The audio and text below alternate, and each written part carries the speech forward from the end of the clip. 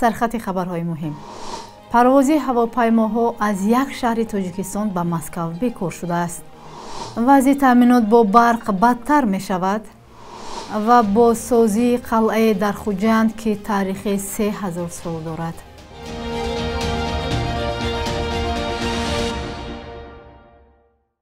سلام بیننده های عزیز، امیدوارم خوبید و برنامه نویدی بامدادی رو تماشا دارید. امروز جمعه 5 اپریل. پرواز هواپیماها در خطر مسکو بختر تا 7 اپریل امسال بیکار شده است. تا آخر ماه مارس هر روز از فرودگاه بختر به مسکو یک هواپیما میپرید. پروازها را در این مسیر شرکت روسی سیورنی ویتر انجام میداد.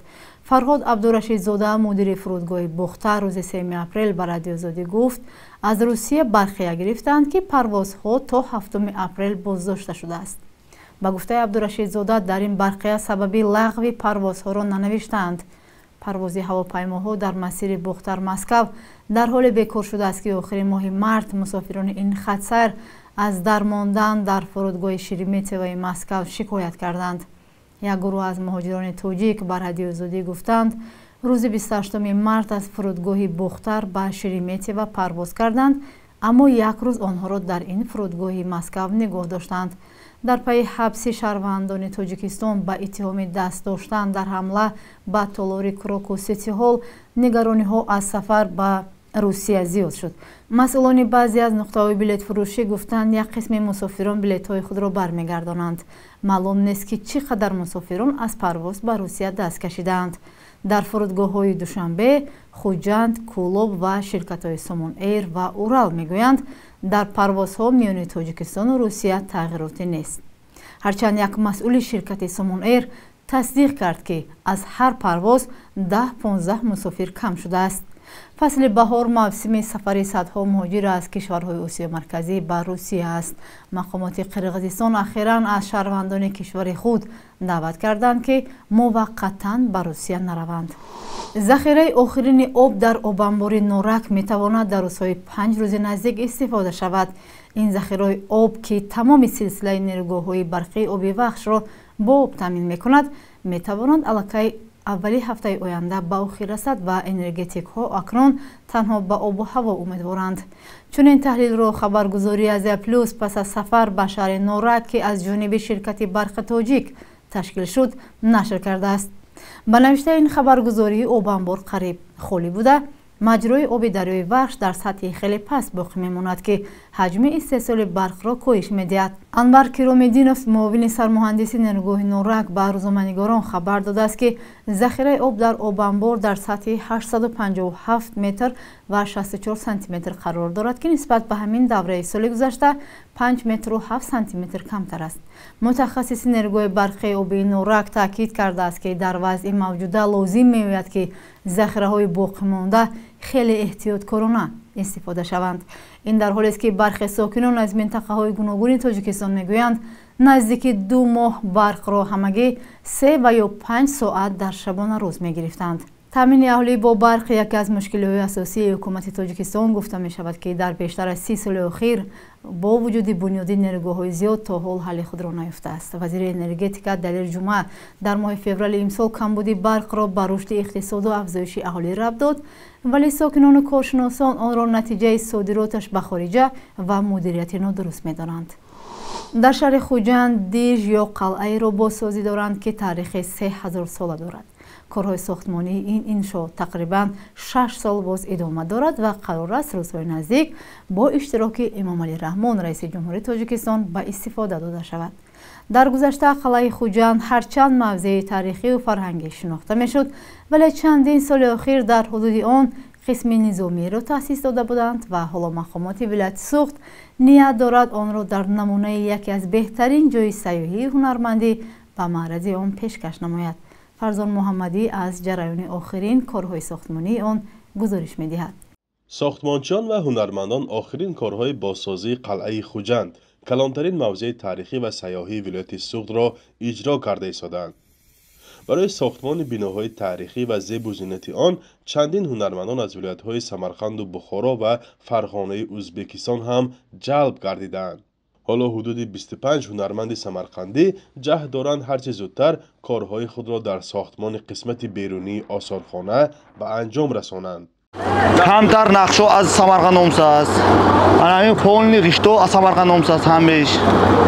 مونند رگستان شویساست خدا خواهد اینجا هم. خود رگستان دیگه برای شویسه اینجا برم. این دو دولت موبایلی دوست لیگ ابدیش با. خودی سمرقند بگشته برای شویسه من. رگستان دیگه بریم شویسه من. من رگستان به استودیم گمام میشد. بازسازی قلعه خوجند مجمع دولتی تاریخی و فرهنگی قلعه خوجند سال 2018 آغاز شده است. در این انشاءات حدود 20 شرکت‌های ساختمانی تاجیکستان با شمول 400 کارگران و هنرمندان در حدود 6 گکتار فعالیت دارند. بنا به اطلاع خدمات مطبوعات دستگاه رئیس ولایت سوخت در کارهای نوسازی انشاءات قدیمی گروهی لایحه‌کشان و متخصصان وزارت فرهنگ، کمیته ساختمان و معماری، عالمان و باستانشناسان شرکت ورزیده در اساس لایحه احیای دیوارهای کهندیز، بنیاد بینای معموری، نمونه‌های خانه و حولی‌های قدیمی شهر خوجند، مهمانخانه و آثارخانه، چایخانه، نقطه‌های خدمترسانی و دیگر انشاءات یاری رسان ساخته شده ایستاده است.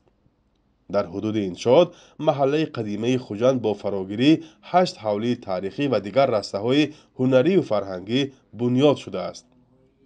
در قلعه خوجند هنرهای قدیمه در رسته‌های علاهیده جایگیر خواهند شد.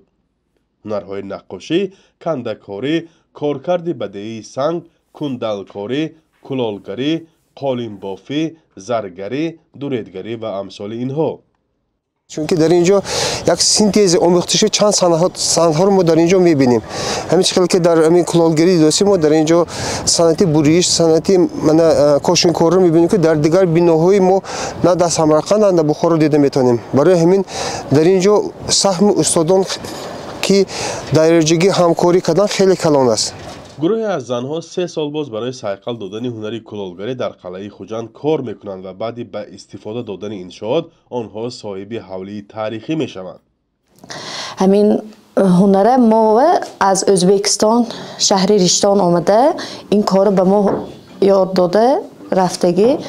خیلی برای کارهای وزبینش بچه ها ما هست، کارهای سبک منی رنگ و بار میخه و ها و زنها اساسا میکنیم کار میکنیم. مبلغش قناعت بخش؟ البته مبلغش قناعت بخش. اثرها ما با مانده استاد ما هیان و ها دست یاردم میتین. اینها همه ما یک جای وای میکنیم، تصویر میکنیم. یک ده همین کوزه مثال 2 هفته و همین خیلی 15 روز و زحمت میکشیم. کهن قلعه خوجند با ارک قصر حاکم، قصر شاه در زمان دولت کیانیان ایرانیان شرقی بنیاد گردیده است. کاوش‌های ارخئولوژی آثار مادی این شهر را با دیز و شهرستانش که متعلق به عصر 7 تا میلاد است در ساحل چپ سیردریا آشکار کردند. عصرهای 6-5 تا میلاد شهرستان نقشه مربع داشته به 20 گکتار برابر بوده است. کهندیس خوجند هم هجوم عرب‌ها، هم دوره سامانیان، هم گماشته‌های سلاله قراخانیان، سلجوقیان را اثر گذرانیده است. در زمان حکمرانی امیر تیموری لنگ، کهندیس و ارک حاکم چون جای بنای حکومتی باقی مانده است. پیش از کارهای ساختمانی آغاز گشته دیدن، کارهای حرفیاتی یعنی باستانشناسی رفته بود و در وقت ساختمان نیز بسیار بازیافتا معین کرده شد. به مانند یک خونهای کلان برآورده شد. گذرگاه ها در زیر کشکی حاکم نشین یعنی تپه قدیمه دریافت کرده شد. اینچنین تحکرسی های خانه حولی های قدیمه نیز معین کرده شد که زیاده از 3000 سال بودن آن را معرفی کرده شد. در سوخت بیش از 750 یادگاری‌های تاریخی و فرهنگی به قید گرفته شدند که قدیمی‌ترینش سرعزم به حساب می‌رود، ولی مقامات سوخت با دستور پرزیدنت تاجیکستان عزم دارند قلعه خوجند را به یکی از کلانترین موضع‌های باستانشناسی و سیاحی کشور تبدیل دهند. کهن‌ترین هنرهای مردمی را که تقریباً از بین رفتند در این موضع گردی هم آورند و ساکنان و مهمانان را با آن آشنا سازند. هرچند این طرح خیلی بزرگ است ولی حجم خرج آن طریق رسمی گفته نشده است. فرزان محمدی، رادیو آزادی، شهر خوجند.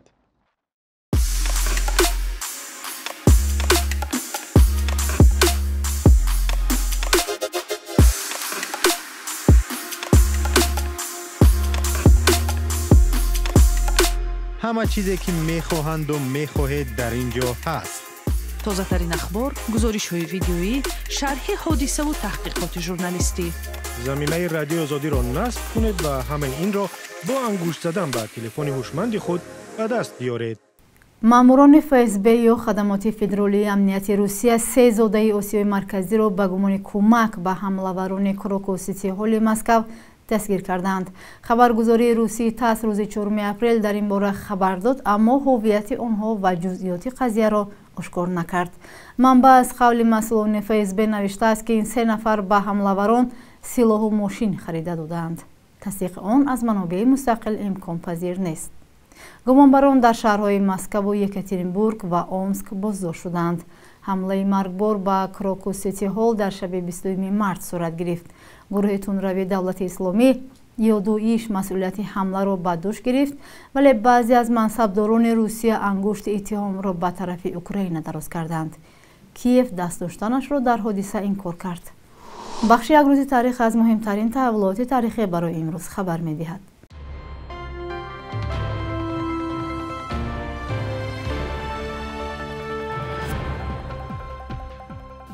таърихшиносон мегӯянд моҳи апрели соли 849 исмоил сомонӣ таваллуд шудааст, ки баъдан асосгузори аввалин давлати мутамаркази тоҷикон сомониён шуд.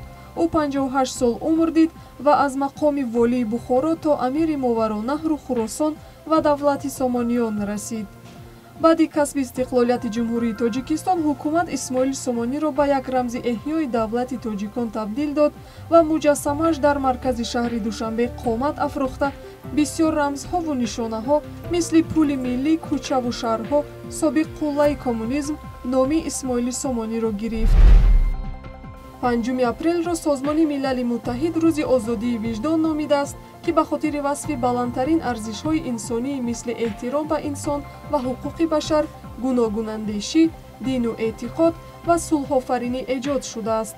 банди якуми эъломияи ҳуқуқи башар мегӯяд, ҳама инсонҳо озоду баробар ҳуқуқ таваллуд шуданд ва бояд ба якдигар муносибати баробарона дошта бошанд. як ҳадафи инсона ёдоварӣ аз арзишҳои сулҳу таҳаммулпазирӣ ва пешгирӣ аз низову ҷангҳо дар сайёра мебошад. 5 апрели соли 1996 дар шаҳри чинии Шонхой роҳбарони 5 кишвар Русия, Қазоқистон, Қирғизистон, Тоҷикистон ва Чин гурӯҳи сиёсии панҷгонаи Шонхойро таъсис доданд, ки ба як ҳамоиши сиёсии ду бозигари азими минтақавӣ табдил шуд. соли 2001 ба ин гурӯҳ Узбекистон ҳам ворид шуд ва номаш Созмони ҳамкориҳои Шонхой гардид. ин яке аз маҳфилҳои сиёсии муҳиме мебошад, ки барои ҳамоҳангсозиву таъини сангириҳои сиёсии кишварҳои Осиёи Марказӣ ва Пекину Маскав равона шудааст.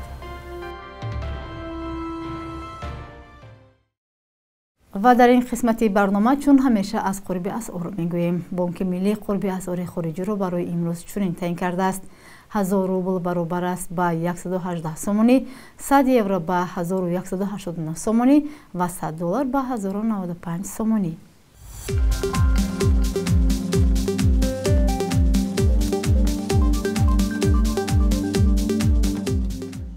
بیننده های عزیز، این آخرین برنامه نویدی بامدادی در هفته روان بود. به شما استراحت خوب آرزو مندیم. خدا نگهبان شما.